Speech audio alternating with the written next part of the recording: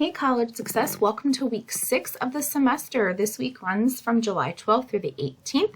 And before I even get started on week 6, I just wanted to quickly point out that at the end of week 6, toward the end, the Friday, Saturday, Sunday, I will be reopening week 1. So you will see week 1 and week 6 open at the same time for a period of about 3 days. And this is to allow anyone who maybe got a late start to the course, maybe we're still figuring out Blackboard, just didn't get anything, everything in.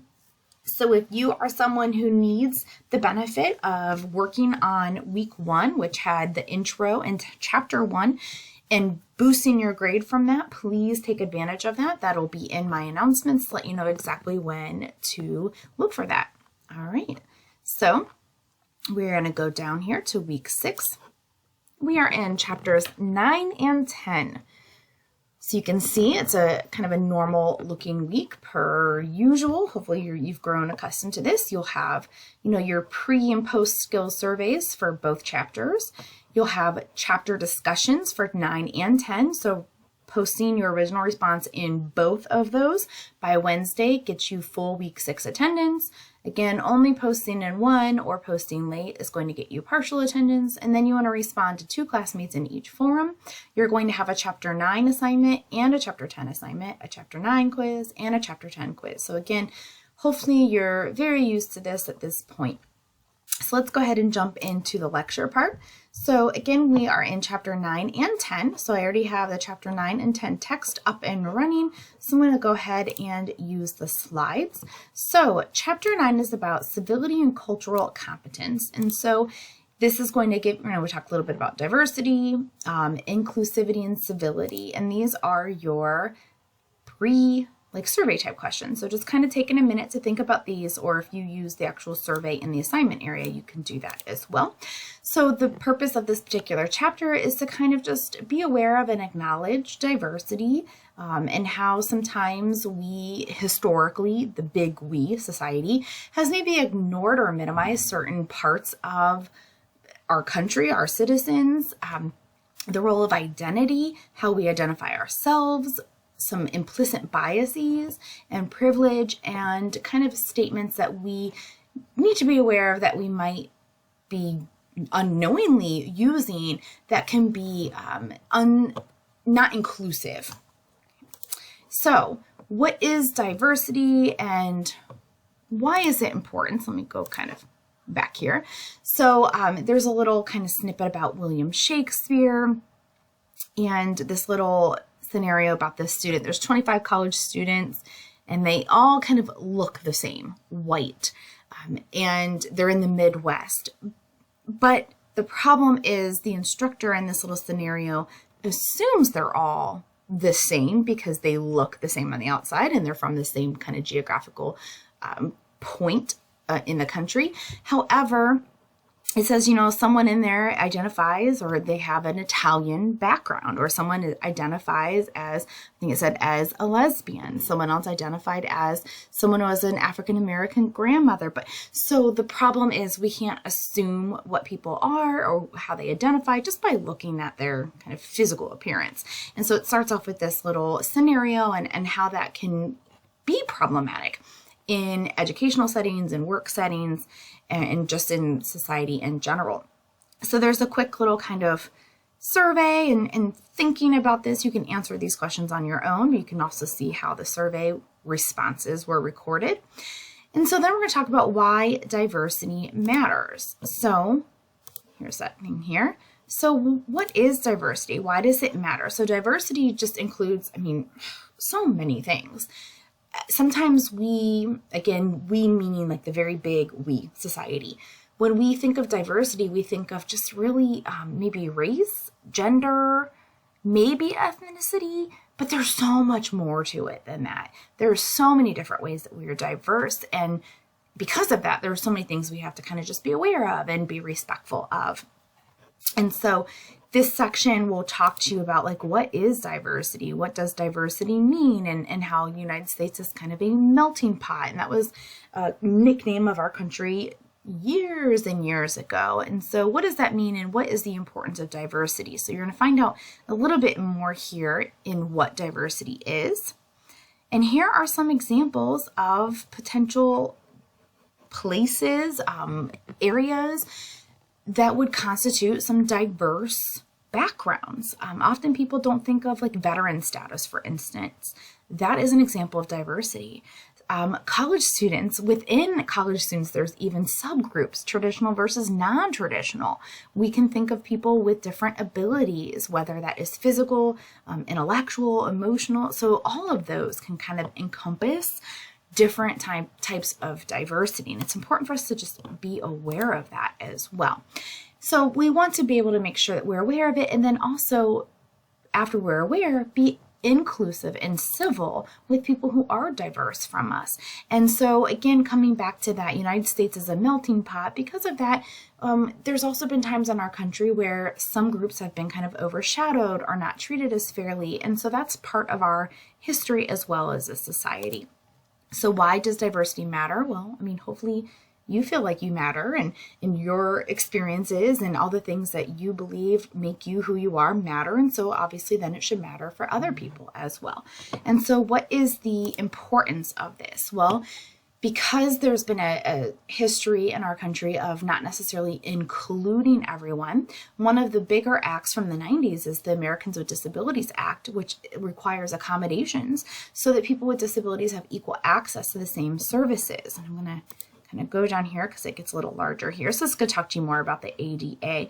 But here's a nice example of, I was like this one. There's another one that uses like a fence as an example, but the difference between equality and equity. So equality is giving everyone the same thing, right? So here's an example. Everyone has the same bike here. It doesn't matter if they're smaller, taller, using a wheelchair. They're all the same. That's equality, right? Equity is a little different. It's giving everyone what they need to have their needs met. So obviously, like the person in a wheelchair has a special bike. The smaller child has a bike that's going to fit their legs. The taller So again, that's kind of the difference between equality and equity. Sometimes people are very quick to confuse those concepts because equality does not always even the playing field, so to speak, because everyone has different needs. So that also goes into this chapter talking about how we are more diverse. America itself is changing. We are a nation of immigrants. And there's this phrase, the browning of America. I don't know how common that is, but as early as 2019, or so as recent as 2019, it was being used to show that as a country, we're becoming more and more mainstream with minorities. And so this is kind of just talking about how America is changing and how can we adapt to that? How can we continue to adapt to that? And how can we make sure, since we're in the college setting, that we can have equity in education for all? So this section talks more about kind of how it started back in the 50s and how it's continuing with the ADA and other types of laws and policies that have been passed to make sure that we are doing equitable practices inside K through 12 and beyond. Okay, so here's that figure again, a little bit smaller. We want to consider equity because it allows people to really have their needs met in all different types of situations. Here's that diagram there. Okay, so again, this talks about how really we've been talking about equity before the 50s, but the 50s really brought around a lot of equity talk because we were talking about the civil rights movement and ways to make sure that we were trying to have equity in our education. This next section talks about civility versus incivility. So this is when incivility occurs. Maybe when people are not culturally competent, meaning they have negative assumptions or biases, or they don't have an open mind about other people. Or because of that, then they resort to name calling or discrediting other people, and then it can also lead to violence. So these are examples of like incivility, and there might be different reasons for that. And the activity part here is just kind of maybe thinking of a time that there's a controversial issue you had with someone. How did you kind of come to a compromise or use that situation? So speaking again of civility versus incivility, how does that come about? How do we, again, as a society, engage in discussions and it lead to incivility? Well, our textbook says there's 3 different ways. Maybe there's a personal stake in an issue. You have a personal belief or a personal experience that's going to kind of really get you passionate about a particular topic. Maybe it's your faith or cultural practices that allow you to have such a passion. And then other people just don't know enough about the issue, but they know the talking points. They know what they've seen on the news or they've read online, but they don't know much more. They don't know the depth. So those 3 things can lead to incivility. They don't always have to, but they can lead to incivility. So how can we avoid that? You know, it's okay to disagree with people. Oh my goodness. Like, I have friends with various political beliefs, religious beliefs. And so, and we do talk about things. So how can you talk to someone in a way that you can disagree, but you do so in a civil way? So this talks about, you know, you don't want to appeal to emotions. You don't want to try to show your bias. You don't want to get personal. So these are all kind of rules for what they say a fair debate. And again, this goes into all of that here a little bit more in depth. If you are interested in going into the nitty-gritties there, to go into like exactly what they mean by each of those rules, so to speak. And then also, I don't know if you've noticed, online, it's really easy to be not very civil to people because there's kind of like this anonymous feeling to it. They don't know you, you don't know them, there's no pictures, there's no like personal attachment. And so sometimes the temptation to be very unkind is there. And so this section in particular talks about online civility and how it's important to be civil online. So that's what that section is going to go over. Okay, from there, that's kind of other things to think about. Have you ever witnessed incivility? Why do you think people become this way? You know, do they shut down? And there's that online civility. This next section talks about diversity in particular. So different ways that we can be diverse, and there are different categories of diversity. So as we scroll down through our textbook here, you know, some of the things that I like how they reference Popeye in here. You know, I am what I am. So we identify in different ways. And this is going to talk about identity, and it brings up personal identity, you know, life experiences, our personal experiences, role identity, you know, how do we see ourselves in certain situations?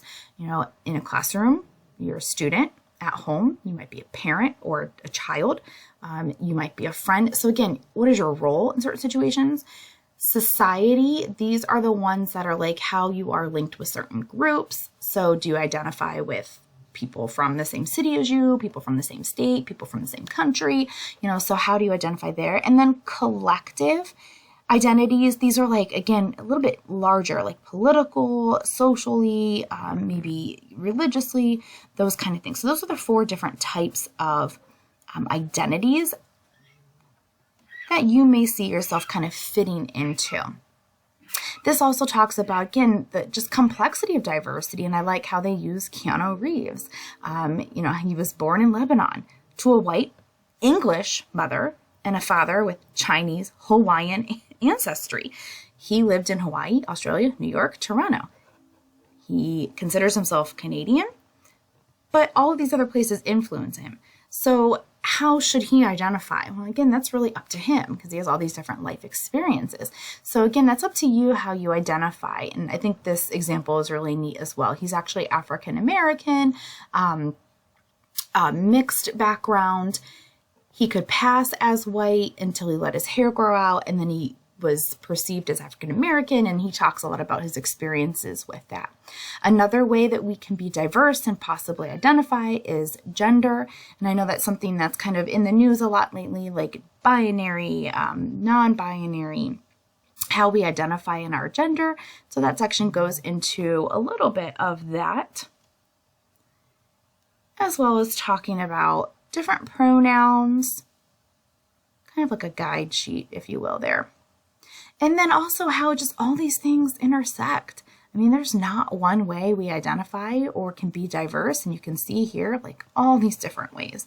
And all of these things work together at the same time. And sometimes we might rely on one piece of our identity more than others. Again, the important thing is what you have here, everyone else has as well, but in a different experience, in a different way. And so it comes down to just kind of respecting all those differences and all those identities. Okay, and I'll kind of flip back here. So we talked a little bit about, identity and knowing how you identify in the different types of roles. And here's that sheet again and the intersection. So what do we do to navigate kind of the fact that we are all very diverse? How do we go about that? Well, we want to make sure we're not making assumptions. It's always, I don't want to say always, but it's safer to get to know the person before you make those kind of judgments or assumptions. And I think that's fair in most situations. You want to know the person. You don't want to rely on assumptions or not the whole picture. So this is going to talk about kind of giving some examples of how we want to avoid making those assumptions. Also, microaggressions, if you've ever heard that phrase before, they give some examples of microaggressions. So here's like an educational microaggression. You're an athlete. You don't need to study. Okay, so there's a stereotype there that athletes are not intelligent or they don't have to work hard academically because they have athletics to kind of fall back on. I don't know if you've ever heard like they're so emotional, referring to like maybe women or, assuming that a person can't be rational and emotional. So lots of ways. Age, are you going to need help with the software? Assuming someone is at an age that they're going to struggle with technology. So these are all examples of microaggressions. And sometimes we say or do these things and we're not even necessarily trying to be offensive. And that's why it's called a microaggression. And so it's just kind of being aware of the messages that we're sending and the implications that we're making. Something else is implicit bias. We all have implicit bias. And one of the things is just to be aware of it. If you've ever taken one of these, Project Implicit, it's really neat.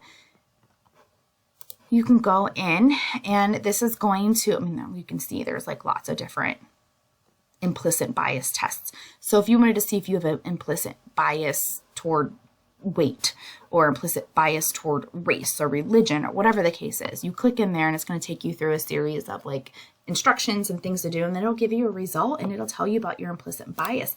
And the results don't mean like, oh my gosh, if you have implicit bias, you're a horrible person.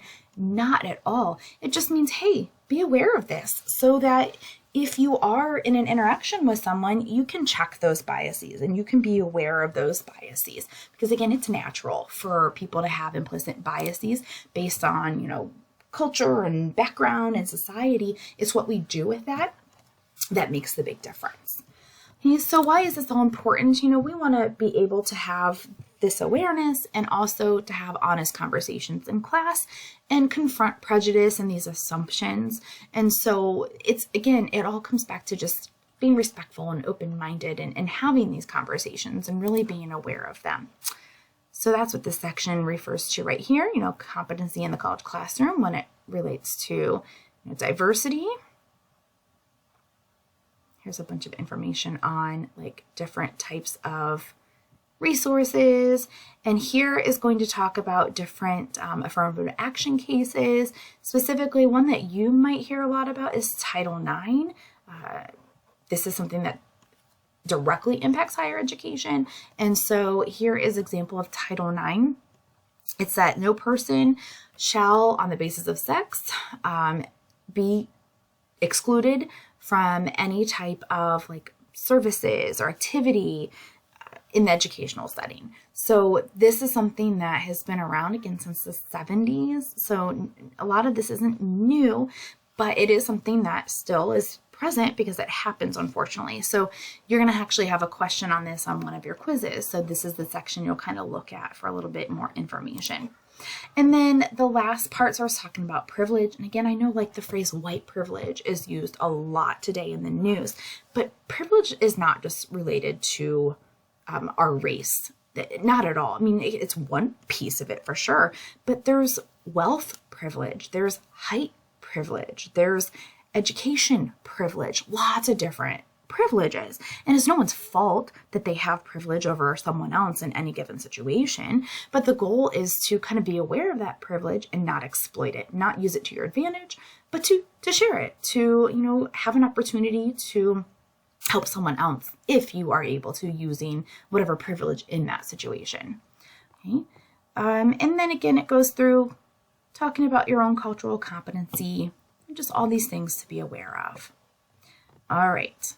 That is chapter 9. I'm going to go ahead and come over here and I'm going to pull up chapter 10 slides.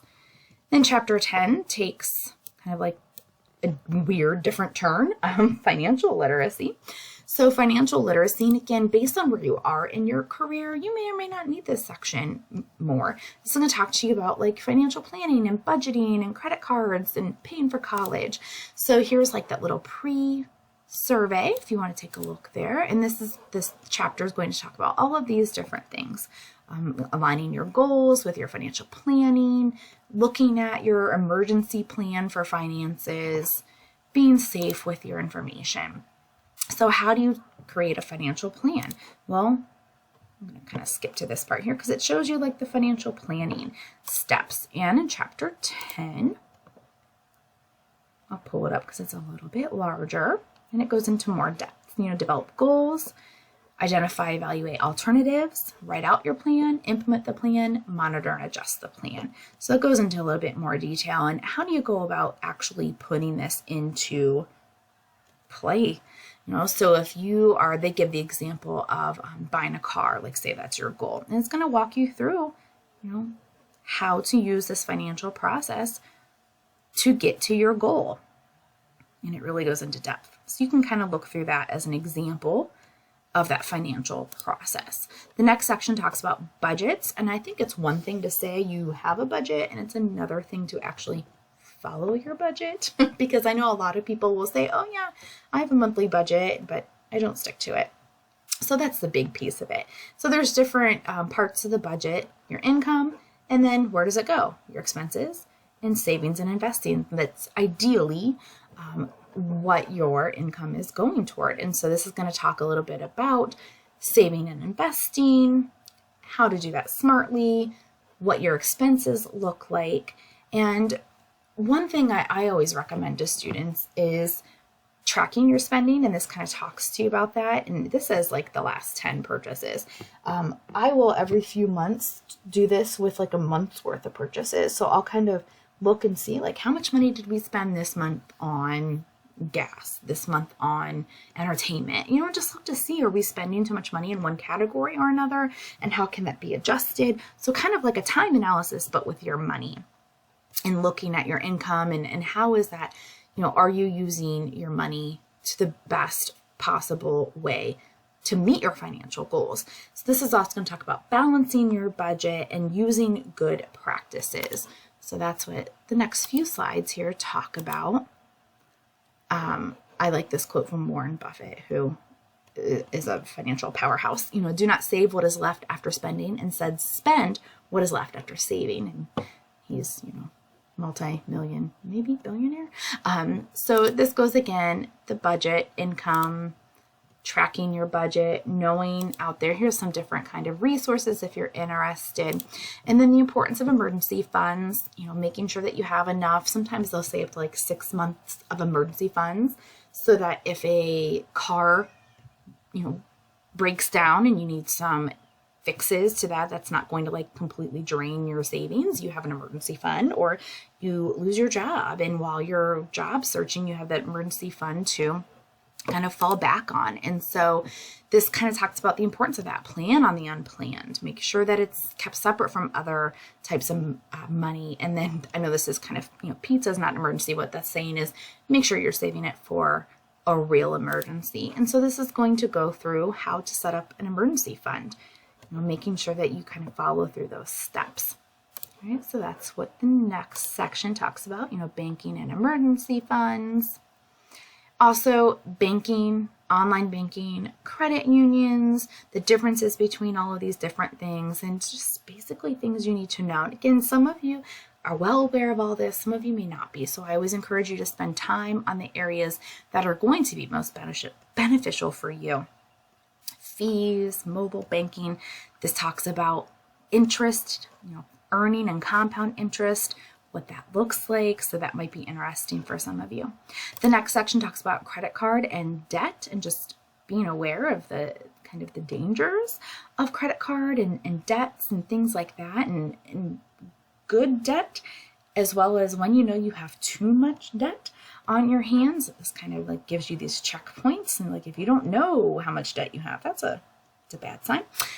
This also talks about getting and using a credit card, and there's lots of benefits to getting a credit card, even at a young age, even at 18, establishing your credit. And your parents, if you are a CCP student, your parents can help get your credit established early as well, so that when you get to college, you already have a little bit of that credit history going. This talks about credit scores. If you go to Google and type in free credit estimator and scroll down just a little bit, there's, after all the ads, here's one from MyFICO, and you do not have to enter any personal information at all. It literally just asks you questions. So I didn't enter my name, my social, nothing. I'm just gonna breeze through. I'm really, whoops, and apparently I didn't answer the questions. If you are really young, that's probably what it's gonna say. Like they can't estimate your score. Let me go ahead and answer in a way that, there we go. Again, I am just clicking. I am not paying any attention. Okay, here we go. So here's an example of an estimated credit score. Back on my page here, it'll tell you, here's kind of where you want to be. How to improve your credit. There's different ways to improve your credit. How to use a credit card that's going to be most beneficial to you. So again, depending on where you are in your career, in your life, you may or may not need this section a little bit more. The next section talks about education debt in particular. So I'm going to kind of go through these. I'm going to talk to you about some scholarships. Here we go. So again, some of you are CCPs, so you're not even thinking about this right now, but you may go on to a 4-year or your master's. And so knowing about this is going to be helpful. Most of you, if you're not CCP, you already know what FAFSA is. You know about that process. And so you're already familiar with the fact that you have to fill out these forms.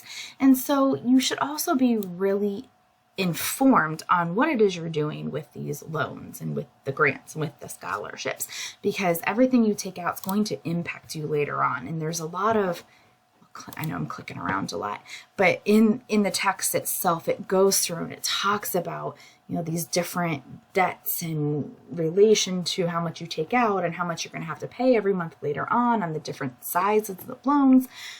So just make sure that you know kind of your salary. That's important, and it has a link here. You can click Occupational Outlook Handbook, and it's going to tell you. So I'm going to type in physical therapy, whatever field that you're going into. Let's say I'm going to be PTA. Here's my pay I can expect. So that's helpful because eventually once you have your degree, a lot of loans might be income-based.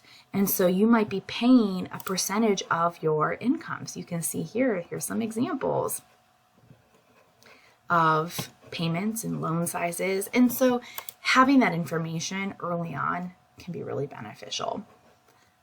I'm also going to show you here, while we're kind of on the topic, under admissions, paying for college, scholarships, I want to really, really encourage you all to apply for as many scholarships as possible.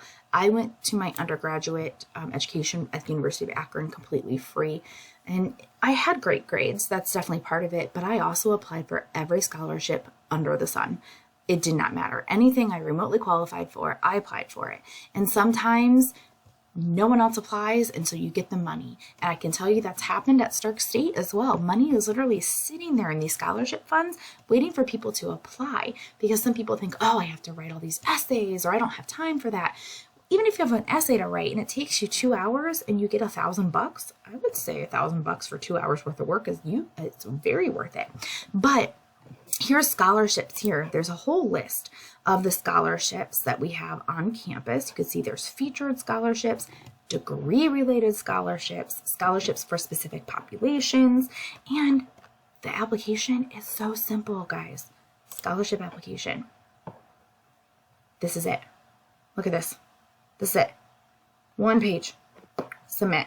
There's no essay. So it'll kind of look and see if you're qualified based on that. Now, external scholarships, a lot of these will actually have the essays that you might be thinking of. So some of these you'll have to, and it has the deadline. Some of these are passed already, just depends. And they come around every year. But I really do encourage you to take a look at those scholarships because, I mean, the less money you have to pay back, obviously, the better. So knowing what your salary is going to be, knowing all your payment options, how to pay for college, you're already at a 2-year college, you're already saving money in general, the difference between different grants and scholarships. So this really does go into depth about talking about all of this. Student loans, yeah. All right, and then the last section is about just being smart online because most of us have a lot of this financial information online, whether it's our student loans, credit cards, banking. So just making sure that you are being safe and smart with that information. So this is going to give you some tips on how to do that. Look at your credit report annually. Sometimes you might even be able to do it more frequently than that. Protect your passwords, make sure you're being smart about emails and things you click on. Like some of it's common sense, but this will also go through and talk to you about a little bit more specific ways to be safe with all of that.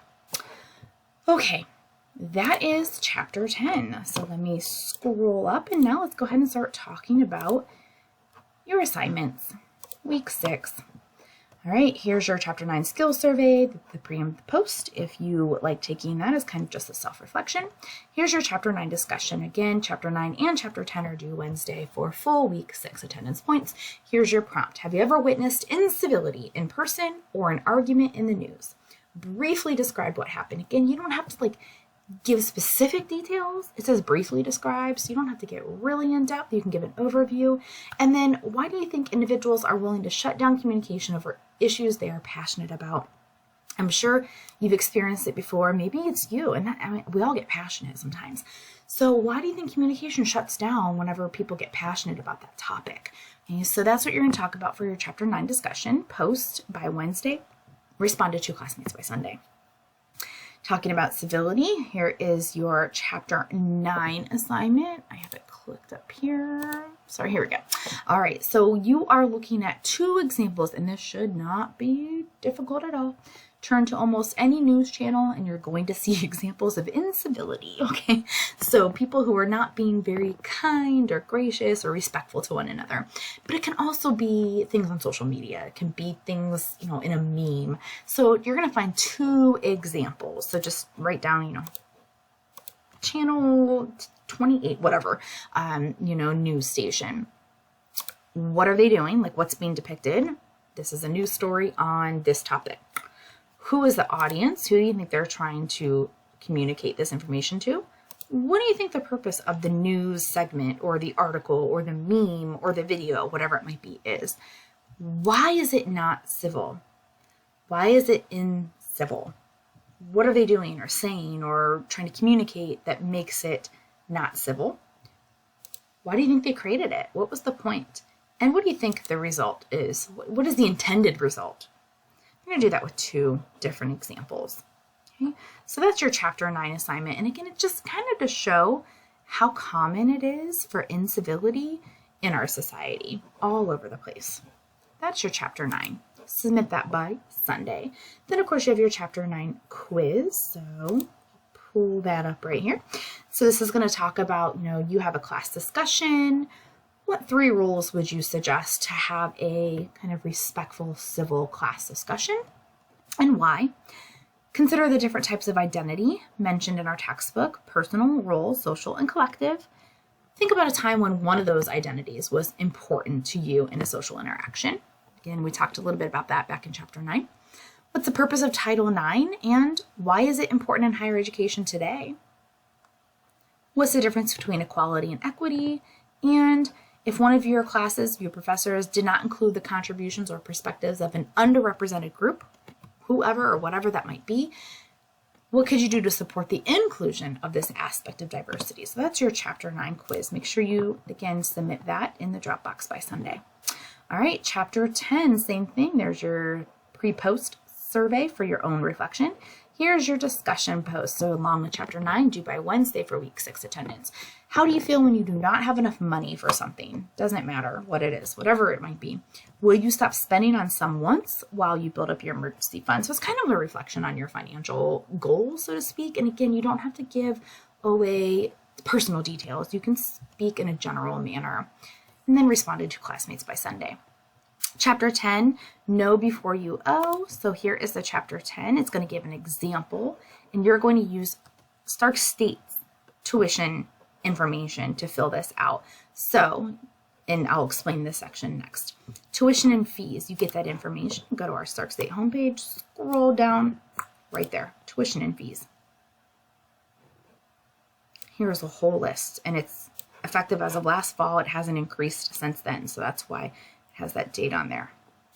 Okay, so you're going to use that, and you're going to, it says, provide student with excess aid, enough scholarship, grant, or loan money, and then provide student who owes with a less than expense total. So what that basically means is this information is going to be the same for both.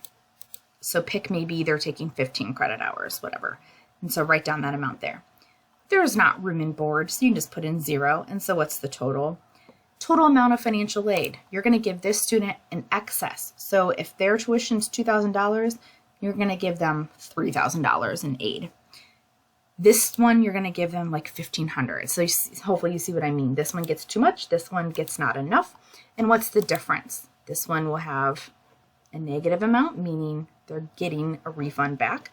This one will have a positive amount, meaning they're going to owe money. So you create the tuition and fees. Like you choose, I'm going to look at the 8 credit level, and that's my number I'm going to pick. Whatever number you pick is fine. You are also going to choose how much aid are they getting. This one's going to get a refund. This one is going to owe money. And then it says answer the following questions. So this is where you're going to have to kind of go in the right submission area, and you're going to answer those questions right here. Okay, I'm going to close some of these out. Sorry, got way too many tabs going up here again. You're going to answer these 2 questions. What should the student who has too much money do with their refund check? So 2 ways to use the money wisely. And what should the student who owes money do to cover the difference? What are 4 ways to pay off their balance? And rank those from most desirable to least desirable. So you can respond to that right here in the right submission area. So make sure you save this PDF, upload it, and then answer those questions in the submission area. And that is your Chapter 10 assignment. Last but not least, your Chapter 10 quiz, also due on Sunday. Your questions are, here we go. If you realize your expenses were greater than your income, what could you do to balance? This one's going to ask you to talk about looking at your options for a bank or credit union and choosing the different accounts and how evaluating those options. If you had to lead, in this case the student, lead a discussion about financial literacy and the best use of credit cards, what should she include in her discussion? Now you're going to look at this student, first job, college bookstore, come up with a financial planning process to help the student create a plan for purchasing a laptop, and think about all 5 steps of that financial planning process. And this is going to ask you to compare and contrast grants, loans, and work study. So just, kind of a Venn diagram, but with 3 different things here. And then which options are best to fund college and why. So again, due by Sunday. All right, real quick recap. You are reading this week and looking more in depth on your own chapters 9 and 10. Make sure you respond or your original response to chapter 9 and 10 discussion by Wednesday. Reply to 2 classmates in each by Sunday. Also submit your chapter 9 assignment, chapter 9 quiz, chapter 10 assignment, and chapter 10 quiz by Sunday as well. Be on the lookout for week 1 to reopen Friday, Saturday, Sunday of this week. Have a great week.